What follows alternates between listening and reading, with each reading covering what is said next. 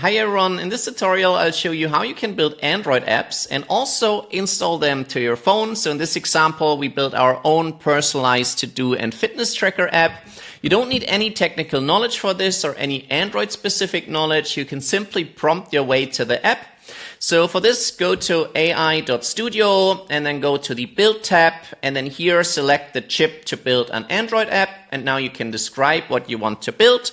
So let me copy an example in here. Build me an Android to-do and fitness tracker app with a minimalist design. It should include a clean AI chat tab where I can ask questions about my tasks, workouts, and the upcoming day. So you can also easily include AI features in here, which are powered by the Gemini API, and then click on Build. This will now kick off the build process, and this takes a few minutes, so feel free to grab a coffee in the meantime. And while we're waiting, we get a few design previews or design suggestions, so we can take a look at them. And then if we like one of those, we can select it. This is optional, so you can also skip this. But for example, I kind of like the dark theme, so let's select this sign and then it will apply it. So yeah, let's wait until this is finished.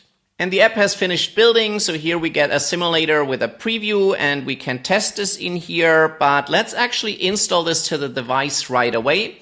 For this, click on Install up here and then follow these steps. First, we need to enable developer mode, so go to your phone settings, select About Phone, and then tap the build number 7 times.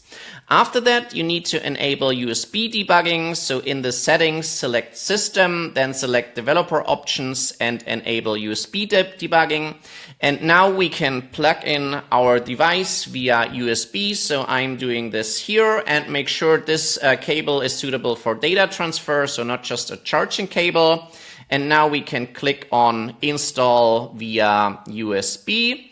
And now it is, if you're doing this for the first time, you might get a pop-up here that this, you should select the specific device. I did this before, so it knows that this is my device.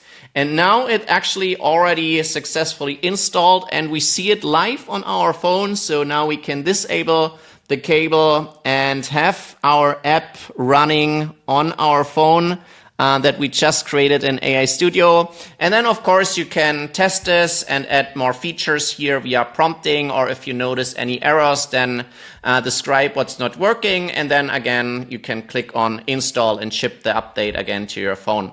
So yeah, this is how you can vibe code Android apps in AI Studio, and you don't need any specific knowledge for this. So I hope you have a lot of fun with this and happy building.